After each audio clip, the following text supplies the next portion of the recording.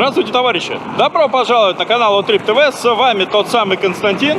И та самая Галина. Всем привет! И сегодня мы продолжаем гулять по Москве, но не просто так гулять. В 2021 году исполняется 60 лет с момента полета первого человека в космос. Ура, товарищи! В честь этого события мы решили снять видео о космических местах Москвы. Да, замечу, это не топ мест, это просто интересные места, связанные с космосом в Москве.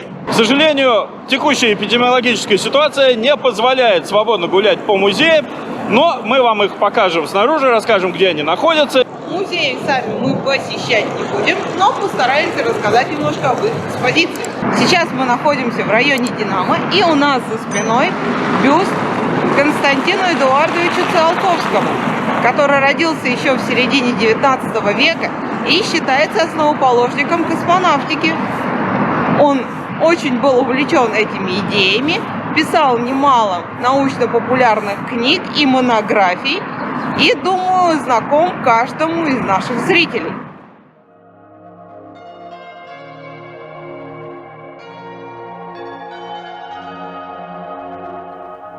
Летел он легко, над землею скользя. Ему говорили, что к солнцу нельзя, а он не послушался, бедный Икар, и рухнул на жесткое скопище скал. Легенды людей за собою зовут, на нашей планете Икары живут. Икар — это трепетный зов высоты, не имя, а свойство души и мечты.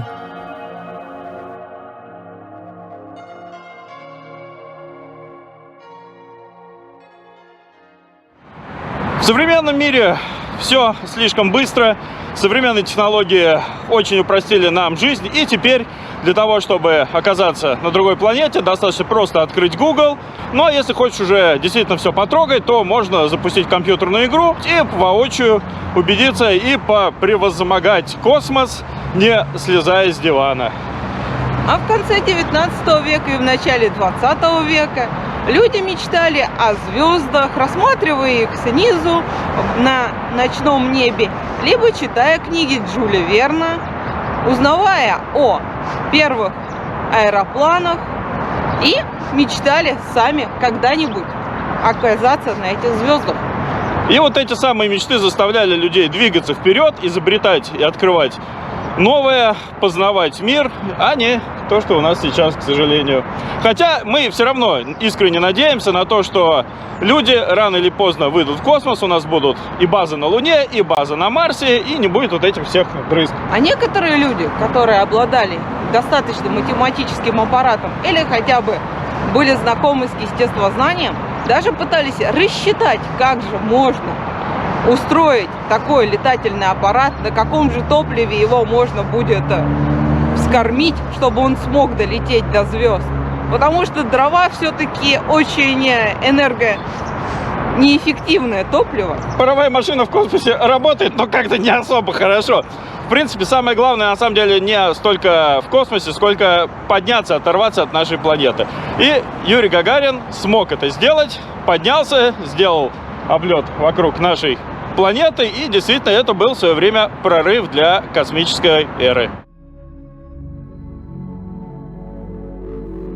За достижения, способствующие движению вперед, человечеству иногда приходится платить очень дорогой ценой, нередко ценой жизни лучших своих сынов.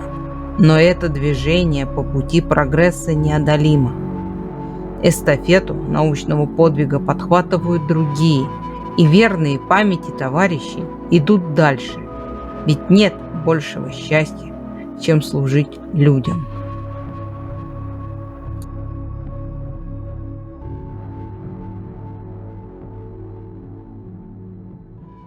Наверное, самая главная космическая точка Москвы – это космопарк около метро ВДНХ.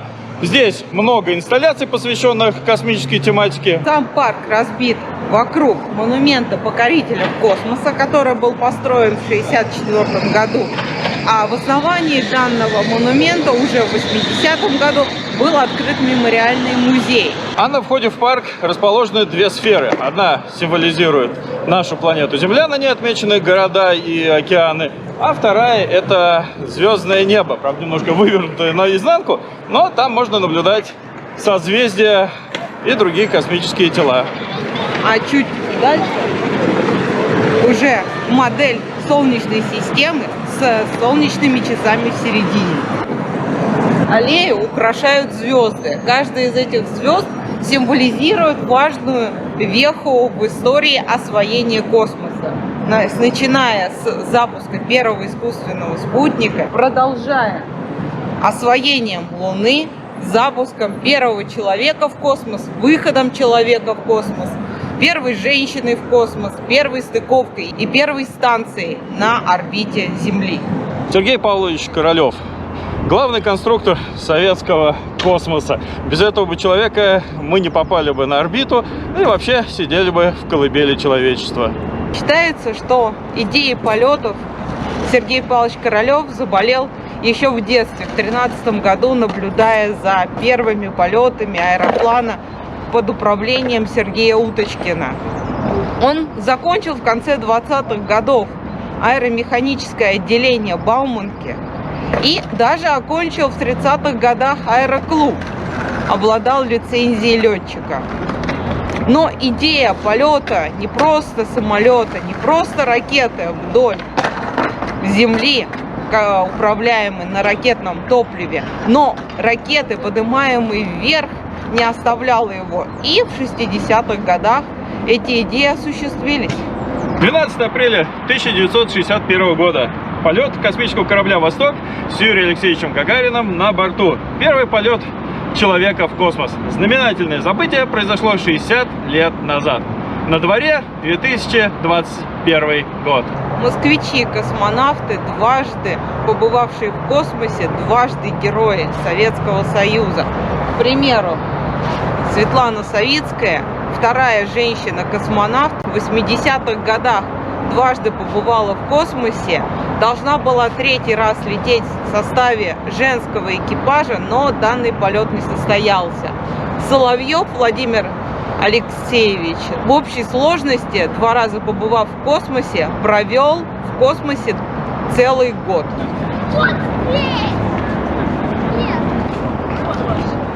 И наши тем награждены усилия, что, поборов бесправие и тьму, мы отковали пламенные крылья своей стране и веку своему. Константин Эдуардович Циолковский, основоположник теоретической космонавтики. Его судьбу трудно назвать счастливой. В детстве, лишившись слуха, его университетами стала Румянцевская библиотека, где он как раз и заразился идеями покорения свободного пространства, космоса. Занимаясь преподаванием в училище, он одновременно писал монографии, делал расчеты и пытался строить свои первые дирижабли. До прихода советской власти его идеи были больше фантастикой, но постепенно они нашли подтверждение, и космонавтика двинулась в развитие, что и привело в конечном итоге к запуску первого человека в космос. А Циолковского начали считать основоположником космонавтики.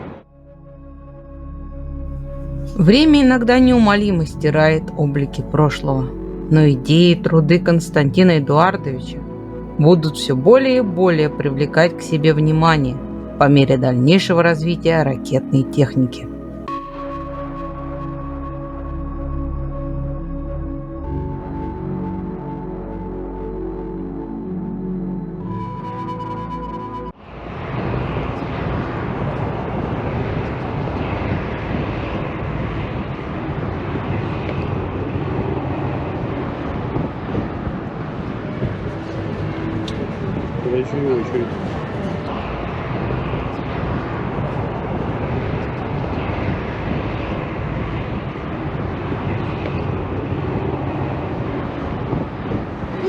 Мемориальный музей космонавтики, сейчас просто музей космонавтики, находится также около метро ВДНХ, в конце космопарка, и явно пользуется популярностью.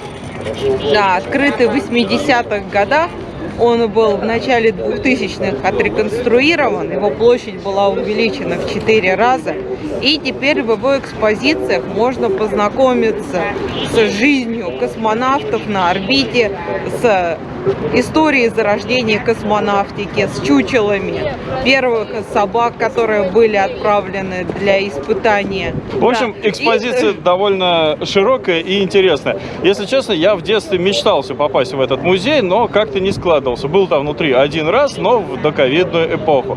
Сейчас на входе даже огромная очередь. Людей дозируют от посещения внутрь, то есть пускают небольшими группами. Ну и вход, естественно, только в масках. Безопасность и здоровье превыше всего. Однако... А билеты покупаются онлайн. А билеты, тем более онлайн. В общем, а внутри там, конечно, не протолкнуться. Но, опять же, интерактив и отличное место для посещения с детьми, погулять, ознакомиться и приобщить детей к космической тематике.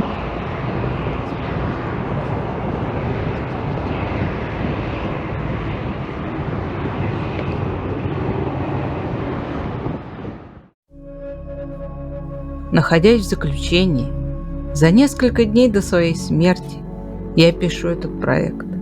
Я верю в осуществление моей идеи, и эта вера поддерживает меня в моем ужасном положении.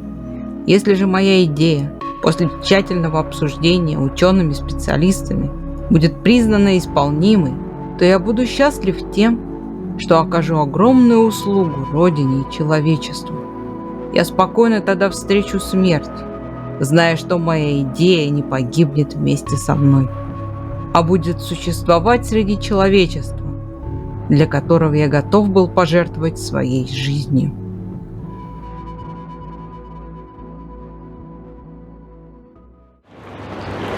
А мы находимся у здания музея, который незаслуженно забыт, и он не входит ни в какие исторические очерки о Москве, экскурсионные программы, но, тем не менее, музей достаточно интересный. Музей авиации и космонавтики, находящийся на улице Красноармейская, дом 4. В 20-е годы Центральным советом Общества содействия обороне, авиационному и химическому строительству АСавиахимом было принято решение о том, что необходимо открыть музей, которого был бы посвящен авиации. И под такой музей в Москве было отдано некогда существовавшее здание ресторана. Тогда это был Центральный музей имени Фрунзе, который уже переименовали в Музей авиации и космонавтики чуть позже, в 1958 году. В экспозиции музея как раз и рассказывается об истории развития авиации в нашей стране от 1918 годов, когда были только аэропланы и первые воздушные шары, и до момента уже появления космонавтики. Потому что авиация неразрывно связана с космосом. Да, потому что многие космонавты даже были именно пилотами-испытателями. А музей этот здесь расположен не просто так. Здесь недалеко метро, аэропорт, очень много авиационной инфраструктуры.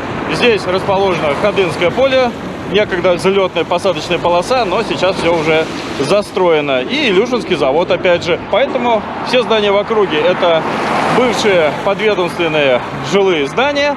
Здесь вся, в принципе, инфраструктура относилась к заводу или авиационным предприятиям. Ну, поэтому расположение музея здесь было вполне логичным. Но, к сожалению, сейчас про музей многие даже не знают. Экспозиция музея представлена макетами как раз вертолетов, винтов и даже специально созданной для музея аэродинамической трубой, чтобы показать принципы работы вертолетов и самолетов. В музее 5 залов, посвященных авиации, и 2 зала, посвященные космонавтике. В принципе, он больше ориентирован на авиацию, но в качестве космического места его тоже можно считать, так что рекомендуем к посещению. Экскурсии можно заказать по телефону, все координаты есть на сайте. Ну и традиционно в описании к видео мы выложим все ссылочки. Кто знает, может быть, на других планетах обитают разумные существа более высокой организации, чем обитатели Земли. И их открытия, изобретения и достижения могли бы дать так много людям. А если поселить людей на других планетах, можно было бы продлить человеческую жизнь до 100, 120 лет.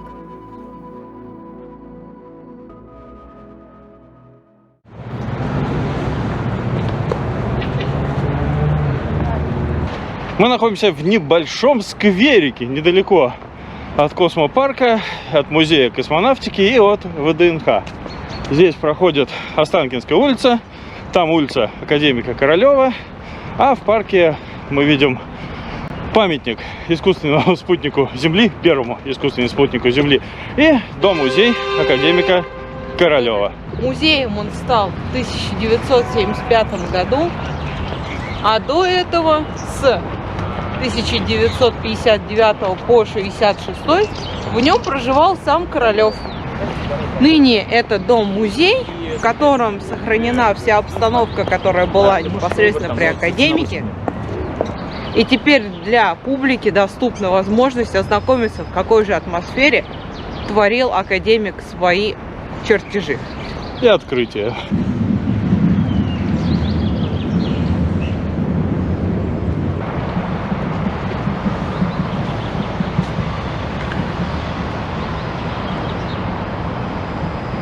В современности парк находится в неплохом состоянии, хотя после зимы явно требует уборки. Народ, не относящийся к космонавтике, здесь отдыхал, гулял и радостно оставил свои следы. Но наша история не про это. Мы отправляемся непосредственно к самому особняку. Попробуем подойти поближе и посмотреть.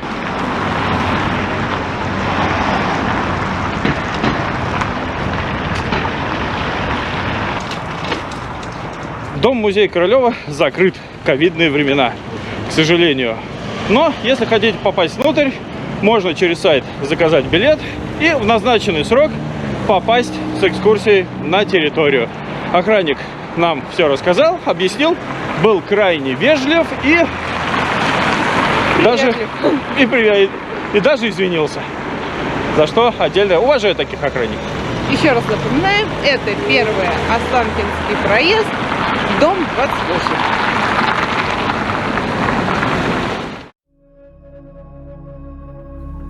Астрономия увлекла меня, потому что я считал и считаю до сего времени не только Землю, но и Вселенную достоянием человеческого потомства.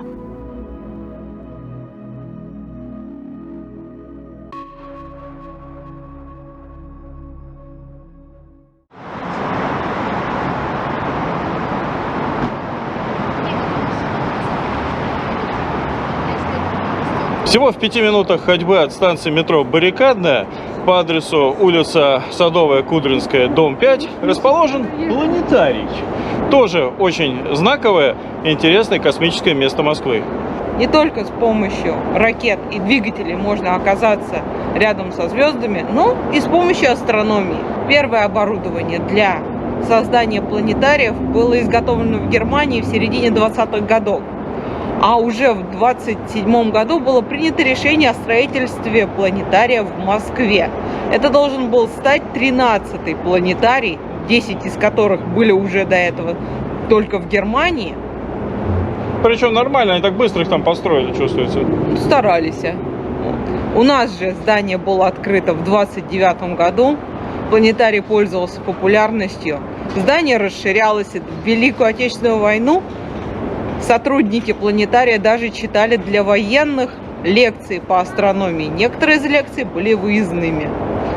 Сам планетарий был закрыт в 90-х годах на реконструкцию и снова открылся для посетителей в 2011 году. Теперь его территория стала больше.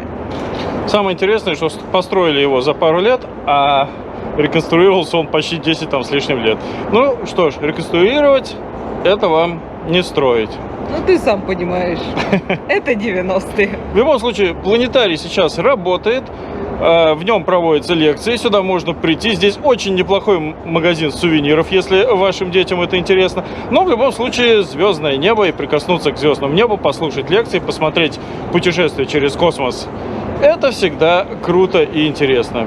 Планетарии 2 зала, большой и малый. Есть доступ в обсерваторию, 4D кинотеатров. Проводятся также обзорные и обучающие экскурсии.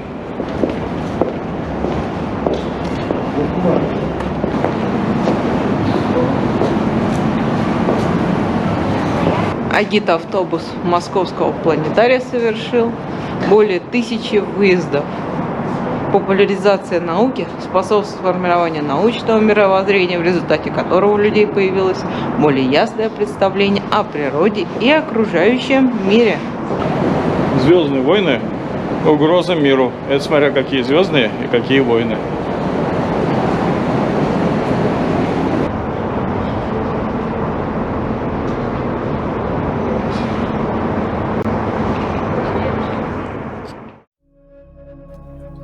Конструктор должен предусмотреть, что с его системой может работать человек. Она должна быть сделана под человека. Космонавты могут многое, но для этого они должны быть хорошо подготовлены, отлично подготовлены.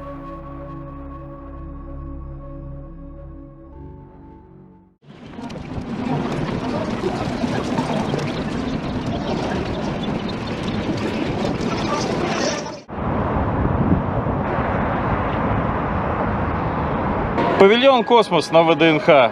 Ранее павильон механизации и электрификации, но сельского хозяйства. Ранее здесь выставляли как раз трактора, комбайны, автомобили. Чуть позже. А в 1967 году этот павильон как раз и был разделен на машиностроение уже и непосредственно на космос. Новая экспозиция увидела свет в 2018 году, и теперь каждый может ознакомиться с нею. Теперь там представлены макет стартовой площадки, спускаемый аппарат корабля «Восток-1», а также станция «Мир», практически в оригинальном ее размере, который можно посетить, и разные космические корабли, луноходы и много-много другого интересного. Музей действительно на территории очень познавательный, крайне рекомендуем взять экскурсию, но опять же учтите ковид и большое-большое количество людей вокруг. Кстати, там какое-то время был робот Федор, который наш великий космонавт. Он даже общался с людьми и пытался отвечать на какие-то глупые вопросы. Но у него это не очень получалось, потому что народ умных вопросов ему почему-то не задавал.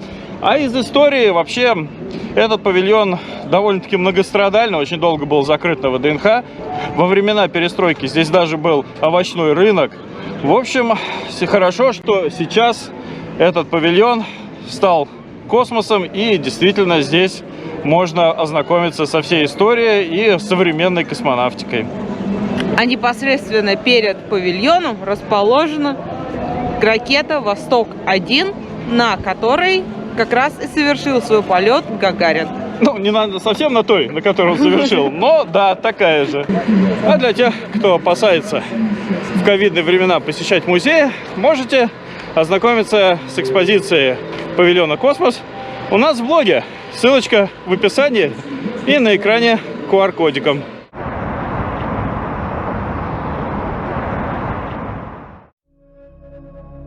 Прежде всего, чтобы вопрос этого труда не пугал вас и не отклонял от мысли возможности осуществления, все время твердо помните, что с теоретической стороны полет на ракете в мировые пространства ничего удивительного и невероятного собой не представляет. Корабль многоразового использования «Буран». Точнее, говорят, что это тот самый массогабаритный макет. Ну, единственное, что мы точно можем сказать, что этот «Буран» был установлен сначала в парке Горького, потом в 2014 году переехал на ВДНХ. Здесь уже обосновался, и на его основе сделали музей, посвященный первому кораблю многоразового использования. Да, и этот вот как раз космический уголок можно найти левее от павильона «Космос». Называется интерактивный музейный комплекс «Буран».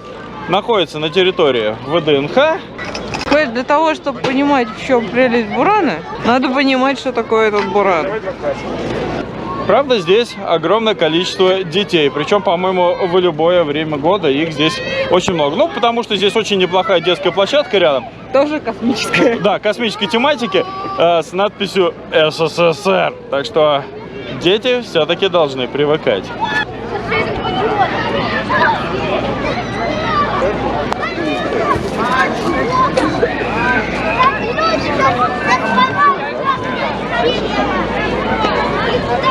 Система «Энергия Буран». Ракета-носитель «Энергия» был предназначен для вывода корабля многоразового использования на орбиту. Но здесь он представлен только в виде картонного макетика. Потому что если оно бы тут стояло, оно бы тут было большим. Это было бы очень круто, я бы сказал. Если верить интернету, то этот массогабаритный макет предназначался для летных испытаний при транспортировке и последующих испытаний нагрузки.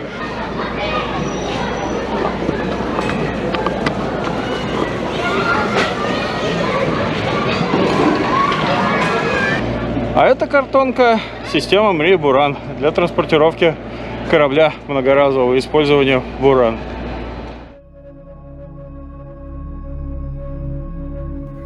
Экспансия человечества в космосе, а также использование результатов космической деятельности для обеспечения стратегической обороны страны, роста качества жизни народа, развития прорывных технологий и проведения фундаментальных научных исследований происхождения Земли и Вселенной.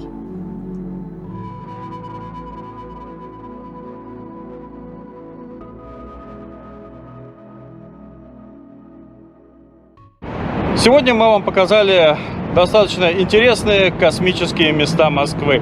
Естественно, интересные с нашей точки зрения. Возможно, с чем-то вы можете не согласиться. А также в Москве гораздо больше этих космических мест. Если что, пишите в комментариях. Также интересно услышать ваше мнение по поводу космических мест в вашем городе. Если у вас такие, тоже пишите в комментариях. Ну и, естественно, все это не самый большой перечень, это всего лишь малая часть того, что мы могли вам сегодня показать, но, надеюсь, вам понравилось.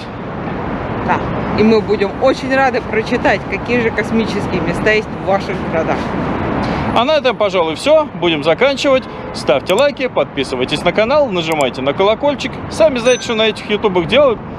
И если вы это смотрите 12 апреля, то с Днем космонавтики, товарищи! Ура! Всем ура и всем пока. Пока-пока. И да, простите нас за то, что мы не ходили непосредственно по самим музеям. Экспозицию мы постараемся вам показать в ближайшем будущем, как только совсем снимут ограничения по ковиду, потому что у нас сейчас все еще вроде как все начали ходить без масок. Вот, маски требуют только в общественном транспорте, но эта зараза никуда не делась. И она у нас еще с нами надолго. Пока всех не перечипируют, никого не отпустят. Так что не болейте и соблюдайте социальную дистанцию. Пам-пам-пам-пам-пам-пам-пам. По-моему, только ленивый не шутил о том, что схема ВДНХ похожа на тысячелетний сокол. Или только мне так кажется. В любом случае, шутка в тему. Они уже здесь. Пора бежать. Полет космического корабля «Восток» с Юрием Алексеевичем Гагариным на борту. Первый полет человека в космос. Знаменательное событие произошло 60 лет назад. На дворе 2021 год. Прости, Юра, мы все просрали.